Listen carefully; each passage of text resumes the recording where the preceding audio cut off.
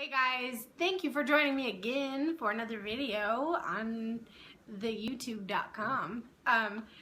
So let's just get started, right? In the last chakra video, we talked about all the chakras in general, whatever. So what we're going to talk about today is we're going to talk about balancing and activating your base chakra. Number one and most important is connecting with the earth. So yeah, every single day we're inside and we're dealing with technology and things within four walls, but our existence isn't that. So for us to connect to our primal instincts and the basis of our life, we need to experience outdoors and experience the physical world that exists beyond these very crappy four walls. So that could just mean going outside and doing activities. It sounds simple enough, but we don't. We tend to close ourselves off and keep ourselves in this like weird 3D like phone texty type of world. So go outside and like just breathe air. Like, you know, when you take like a deep breath of air outside and something like shifts in you, try to get that feeling. Also, if you have the ability, try to like plant a garden. I know that there is, gosh, maybe I'll write it down or something. There's a bacteria, I think a bacteria strain in dirt that lets us release serotonin, which basically reduces anxiety and depression and those type of things. It's science, look it up. And just getting in the dirt, or if you have plants, watering the plants and, you know, seeing how they react from it and noticing the trees. And it's very intricate, but it's a huge deal in terms of getting out there and experiencing just even 10 minutes if you don't have it, 10 minutes of the outdoors. Also, you could bring some plants in your house too. I mean, if you can't go on a hike every day, bring a plant into your house where you have to tend to it every day, every 2 days, every week, or whatever. So you have to acknowledge earth. Dos is color therapy. So we all know that certain colors hold certain vibrations, right? I explained it in the last video, and if you didn't watch it, just you can go back and look at it or whatever. But I think a lot of us know that the colors of the chakras represent different things. So something easy for you to do to help balance or activate positivity in the base chakra is wearing red. Simple enough. You can, if you wear nail polish, wear red nail polish because it's subconscious, right? You see that color, it activates something in your body, so whatever. Also, you can eat red foods. So don't go out and get hot Cheetos, but go out and get some red peppers or something, you know? Make it, get that incorporated inside of your body. Two other things you could do. One, you could meditate with a red candle sitting in front of you, which is really nice and tranquil and peaceful and beautiful. Another thing is you could picture a red lotus at the base of your spine and use that as your meditation, because that's basically what you're doing anyways. You're activating that that base chakra. So you could do any of that. Just oh, you know what else you could do? You could put things in your house that are red. And if you want to look up feng shui, that helps a lot too, but just incorporating red things into your house, so subconsciously and consciously too, if you're on that level, you can connect to those items and remind yourself, or it can be kind of a trigger for. 3 is being mindful of your feet and taking care of your feet and ankles and your trunk of your body. One thing you could do is you could, after like a shower, because all the follicles are open and it's clean and stuff, whatever, and you could take coconut oil and you could just rub it into your feet, your ankles, your legs, whatever. Another thing you could do would be to go get a massage if you can afford it, and ask them to focus on your feet or something along those lines. The third thing, and it's really, really easy to, with all of our bodies and our minds and our thoughts, is to kind of let things, like, get into a certain pattern or whatever. So being mindful of how your feet feel in certain situations, which sounds kind of nuts to people that don't understand as above, so below, everything connects, whatever. But if you're in certain situations and your feet hurt and different parts of them, if you can look at them into reflexology as well and notice where your feet hurt, you've seen those, I'm sure you've seen those maps of the feet where it shows like, oh, this is the kidneys, or this is the pancreas, this is the gallbladder, or, whatever.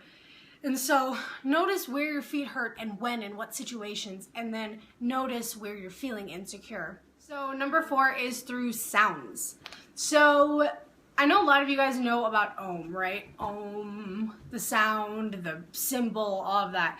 Well, that's just for the crown chakra. So we have 6 other symbols in our basic chakra deposits of energy or whatever, and they all relate with a sign, a symbol, and a sound. So this is the symbol LAM, that's the spelling, and it's LAM, like that's it sounds awful when I say it, but that's the sound that it makes, whereas Om, LAM, whatever.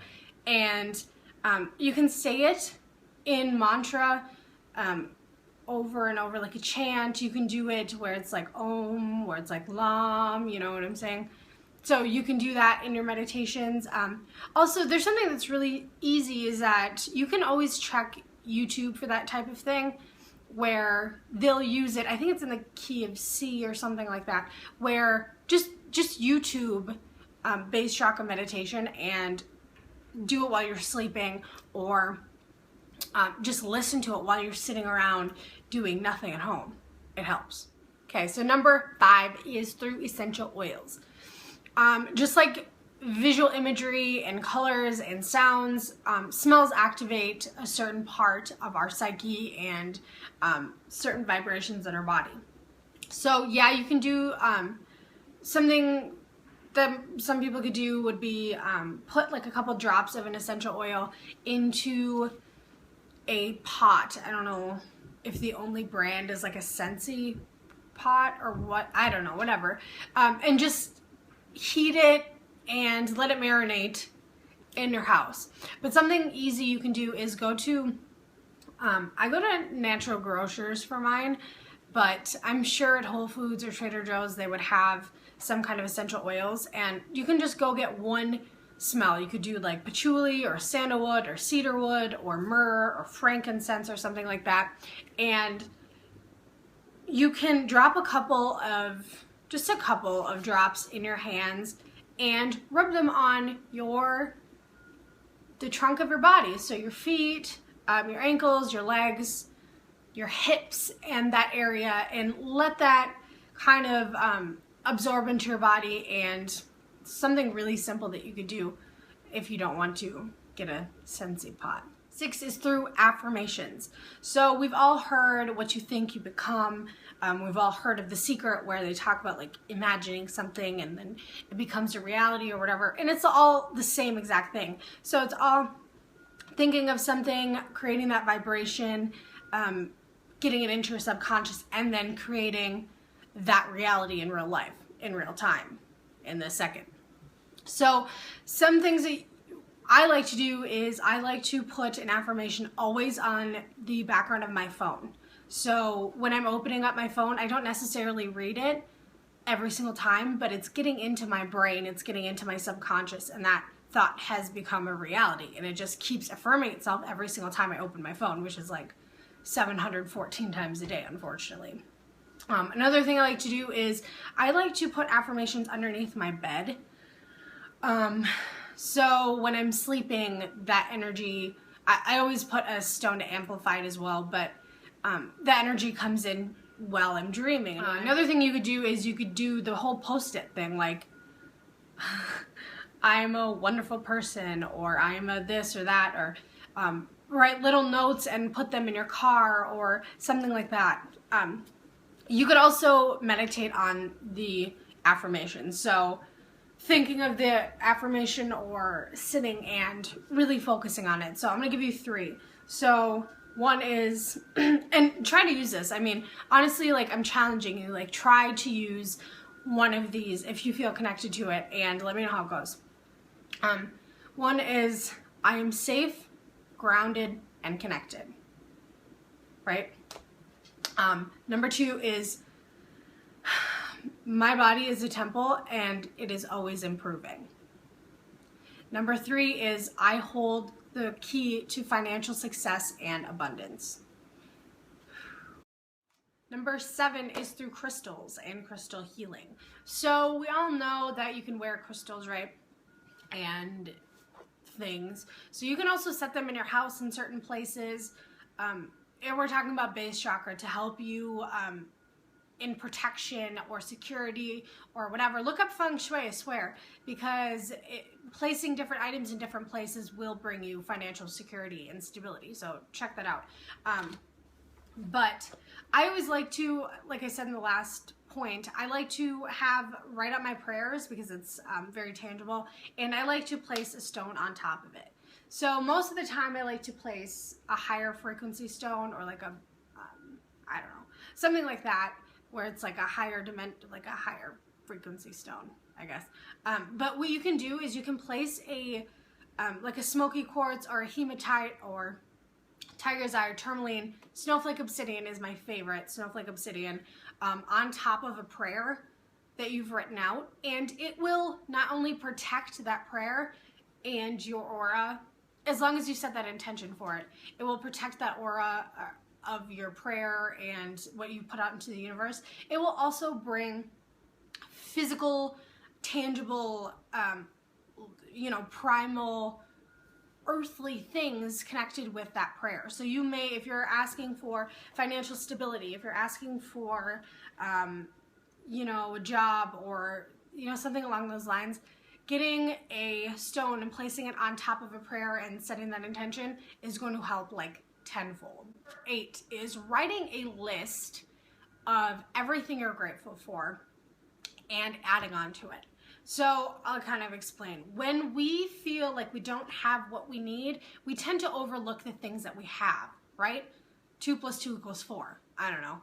And when we start noticing the things that we have in our lives, we start getting that foundation again. So what I would suggest to do is write a list now, later, tomorrow, whatever, of things that you're grateful for. It can be physical things, it can be energetic things, it can be people, whatever.